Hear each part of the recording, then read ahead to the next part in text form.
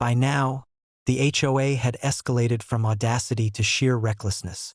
After repeated failures, the lake incident, dock humiliation, Carolina Reaper wings, snake encounters, junkyard disasters, and river mismanagement, they seemed determined to provoke the ultimate response.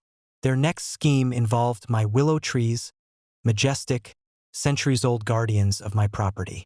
The HOA claimed the trees blocked community views and decided to cut them down. They arrived with chainsaws, trucks, and a crew, fully convinced they could act without consequence. I noticed their approach immediately through my drone network. The Willow Grove, a serene stretch bordering the back of my ranch, stood as both aesthetic beauty and a functional barrier for groundwater control. The HOA, focused solely on their imagined entitlement, had no idea the ecological, structural, and legal forces they were about to disrupt. Ranger patrolled the grove perimeter, alerting to intrusion, while I prepared to combine legal authority, strategy, and natural consequences in a perfectly orchestrated response. First, I ensured that every action by the HOA was documented. Drones captured aerial footage of trucks entering the grove, chainsaws starting, and crew members cutting branches and small trees. Cameras recorded audio of Karen shouting instructions, claiming community rights, and mocking warnings. Every detail was time-stamped and logged with geolocation, ensuring irrefutable evidence of trespass, property destruction, and environmental interference. Next, I activated the first layer of consequences. The willow trees, carefully maintained over decades, were not just ornamental. They controlled groundwater flow across the property. Their roots maintained the soil's stability, prevented erosion, and regulated drainage to surrounding areas. By beginning to remove these trees, the HOA inadvertently risked destabilizing the very land their homes rested upon.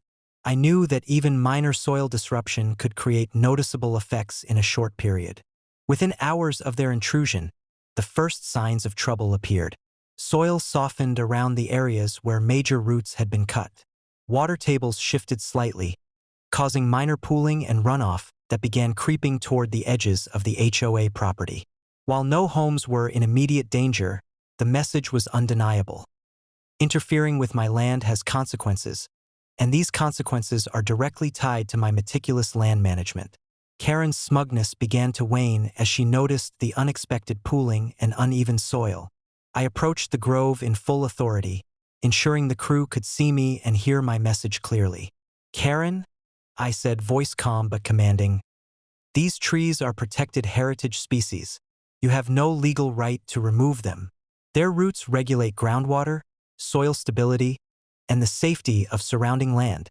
Any further damage will result in fines, restitution, and legal action. My presence alone, combined with documentation and the visible natural consequences already manifesting, caused hesitation among her crew. Ranger continued patrolling, while drones hovered to capture every reaction. The HOA members attempted to argue, claiming community aesthetics and view rights, but I countered with decades of ecological data, property deeds, and environmental records. Every claim they made was refuted with evidence of legal and natural authority. Karen's frustration was visible. She was beginning to grasp that her audacity had repeatedly led to consequences she could neither control nor escape. As the day progressed, the minor water pooling expanded slightly, demonstrating the delicate balance the willows maintained. Equipment began bogging down in soft soil, further slowing the HOA's efforts. It became clear that attempting to remove the trees was not just legally foolish but operationally unwise. The crew retreated, frustrated and demoralized, while Karen's face contorted with disbelief. Her expectations of easy interference had once again been shattered. By evening, the grove was secure, untouched except for minor trimming that I had previously authorized. Rangers circled the perimeter, drones captured final footage, and legal notices were dispatched detailing the attempted trespass, environmental interference, and potential consequences of further action. Karen and her HOA had learned, yet again, that audacity on my land met with natural law, strategic enforcement, and documentation is a combination impossible to ignore. Standing on the ridge above the willow grove, I reflected on the cascading consequences of this incident. The HOA had repeatedly underestimated both my preparation and the natural forces at play on my property. From lakes, docks, BBQs, snake defenses, junkyards, and rivers to the vital ecological control of willow roots, each escalation had demonstrated that interference comes with consequences both immediate and long-term. The lesson was permanent. My land, my rules, and my authority cannot be challenged without repercussions. Karen and the HOA had learned, once again, that audacity without understanding the natural, legal, and strategic forces in play is catastrophic. On my ranch, ownership is absolute, preparation is meticulous, and interference is met with consequences both inventive and unavoidable.